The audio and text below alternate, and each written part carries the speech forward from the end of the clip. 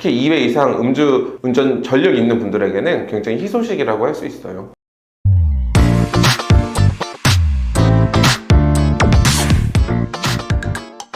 (2022년 5월 26일) 헌법재판소에서는 사회적으로 큰 이슈거리가 되는 사건에 대해서 하나의 판결을 내렸는데요. 우리가 흔히 말하고 있는 윤창호법, 이 윤창호법에 대해서 완전히 위헌의 판결을 선고하게 됩니다. 이 윤창호법의 핵심은 결국 2회 이상 음주운전을 하였거나 내지는 2회 이상 음주 측정을 거부하였거나 이런 사람들에 대해서 굉장히 무거운 징역형을 선고하는 규정을 말했는데요. 확실히 저희가 실무에서 보더라도 윤창호법이 시행되기 전 그리고 시행된 이후에 이 처벌의 수위가 달라진다는 걸 알 수가 있어요.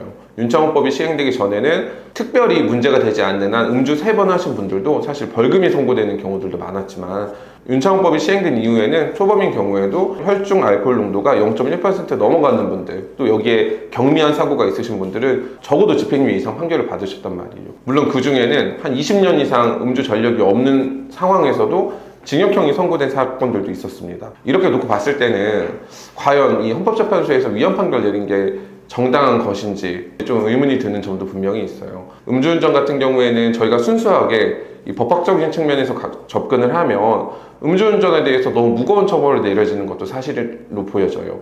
한편으로 현재 음주운전 사건으로 재판받고 계신 분들, 특히 2회 이상 음주운전 전력이 있는 분들에게는 굉장히 희소식이라고 할 수 있어요. 아무래도 윤창호법이 위헌 판결 받은 이 헌법재판소 결정으로 인해서 각급 법원에서는 이 헌법재판소의 결정을 존중할 수밖에 없고, 결국에는 징역형이 예상되는 분들은 집행유예가 예상되는 분들은 벌금형을 선고받을 가능성도 적지 않아 보입니다.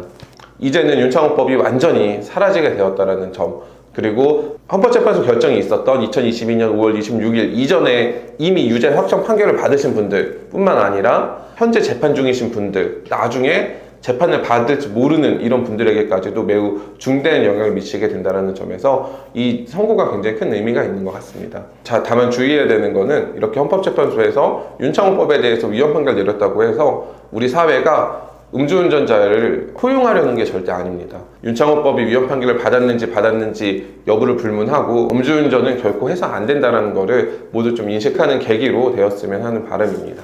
이만 마치겠습니다.